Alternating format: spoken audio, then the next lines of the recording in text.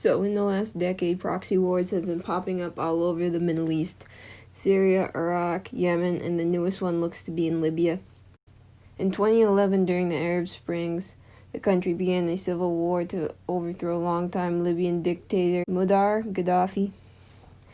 Gaddafi was later killed, and the UN came in to form the Government of National Accords, or the GNA. However, there had been many armed groups that had fought Gaddafi's forces during the civil war and were not happy with the new government. One of them was the Libyan National Army led by Khalifa Haftar, a former Gaddafi general.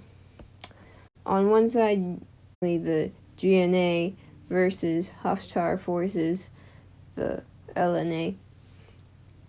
Haftar is backed by Egypt and Russia, most notably, and the GNA is backed by Turkey.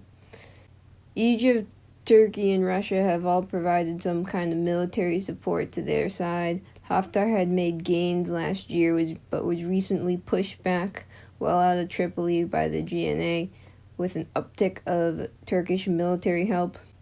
Other countries like Qatar, Jordan, France, and the UAE have provided financial support to their side. Nearly 400,000 Libyans have been displaced over the past 9 years, and there have been thousands dead.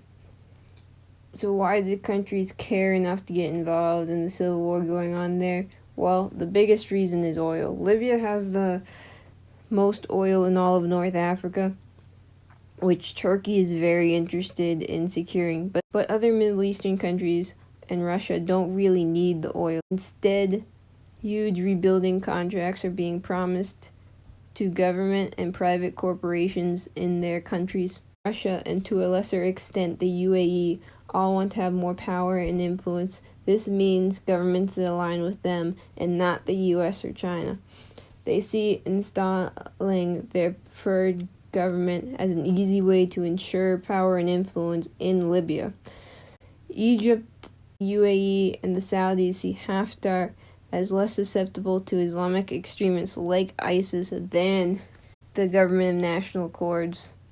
In recent weeks, Egypt has been seen as marshalling a huge amount of military equipment and forces near the Libyan border. It is unclear what their exact plans with this equipment is, but with Haftar retreating, it is likely that they will take a more prominent role in supporting the LNA. Haftar still controls large portions of the country, and with the GNA's new military pushes, it is unlikely to see an end of the fighting anytime soon.